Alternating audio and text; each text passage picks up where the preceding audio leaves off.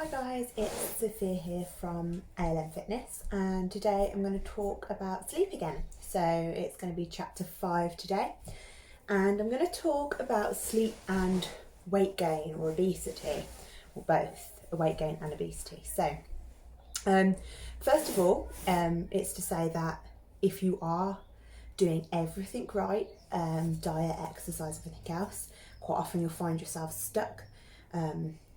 You might not be losing any weight and not understanding why. Hopefully after this you'll understand a little bit more as to why that might be if you are not sleeping enough. So first of all, there are two hormones that control hunger in the body. So if you don't have enough sleep, or good enough quality sleep, as we've discussed over the last few weeks, these hormones imbalance. So these two hormones are called leptin and ghrelin. So leptin is what makes you feel full, satisfied, and signals your brain that you don't need any more food. Ghrelin, on the other hand, is your hunger hormone. So this is what tells your body you're hungry. Okay, so when we have insufficient sleep, our leptin levels decrease and our ghrelin levels increase. This makes us feel hungry all the time. Okay, so you'll start reaching for things that you wouldn't usually reach for, you wouldn't usually need. And this isn't because your body needs it, it's because your hormone imbalance is telling you that you are hungry. So first of all, this is going to increase our calorie intake. Also, when we haven't had enough sleep, we move less. So we're tired, we're lethargic, so you're less inclined to move around and burn those extra calories. So it's completely a fallacy that you'll burn more calories when you've been awake longer. Your body is better at metabolizing and burning calories when you've had decent sleep. So first two things, you're going to eat more, you're going to move less. So obviously in that law of thermodynamics, the scale is going to be tipped so that you are probably eating more than you are burning. So it leads to weight gain. Studies show on average that people will eat approximately 300 calories more a day on those days they don't get at least 7 to 8 hours sleep. Okay, so say if it's a chronic condition and you do it long term over a year, that adds up to about a 10 to 15 pounds weight gain over a year, just from having insufficient sleep and all of the factors that are influenced by having insufficient sleep. Okay, so massive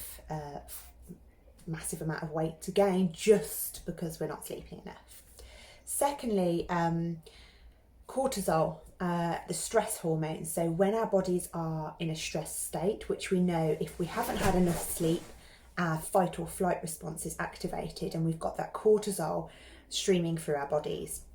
This cortisol makes us unable to lose weight in the correct manner.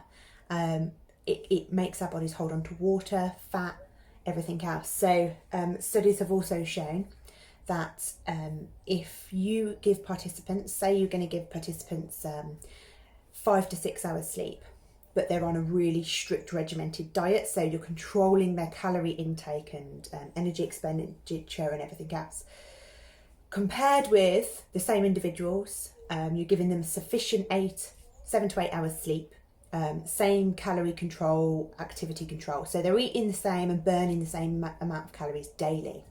They both lose weight, great. However, that group or those same individuals, when they've only been given or allowed to have 5 to 6 hours sleep, 70% of their weight loss is actually from lean muscle tissue. So they're losing their muscle mass. They're not losing as much from fat, which obviously, as you'll know, we don't want to do. We want as much lean muscle tissue as possible because that's going to keep our metabolic rate high and sustain our weight loss and weight maintenance goals over a long period of time. When those same individuals given the whole 7 to 8 hours proper sleep, they lost over 50% of their weight from fat. People are still going to lose some lean muscle tissue if it's particularly in a calorie deficit without any resistance training, and you're still going to lose water and everything else. But the key thing is, rather than being less than 30% being from fat, more than 50% being from fat, just from having more sleep. So that factor in itself is huge, you know, over 20% difference in fat loss just from having an extra 2 hours sleep. I think you'll agree that's quite significant. It's also it's not just the amount we eat when we are tired, it's also what we eat. So studies have shown that we crave 30 to 40% more starchy carbohydrates, salty snacks when we are sleep deprived. So we're going to reach for those chips, crisps, pretzels, bread, pasta, potatoes, which obviously in moderation is absolutely fine, but we're eating them to excess of a 30 to 40% increase. Protein, we're not increasing at all, so we're not actually getting any more protein when we're not sleeping enough. And then it's fatty foods are seeing a 10 to 15% increase when you have had a sleep deprived night. So as you can see, sleep is a key factor in weight loss, in healthy weight loss and healthy weight maintenance. And studies are continuing to show that sleep is a key contributing factor to obesity when people are chronically having poor sleep, whether it's quality or time. And this is starting from a young age. So on average, a 3-year-old should be achieving around 12 hours sleep a day. This can be broken up, not necessarily in one big chunk, but in a nap and a thing, but say 12 hours sleep over a 24-hour period. So those who are having 10.5 hours or less are 45% of increased risk of developing obesity by age 7 compared to when those counterparts are having 12 hours sleep. That's quite a massive impact for our young children, and it's showing that we really should be prioritising sleep from a very young age and throughout our lives.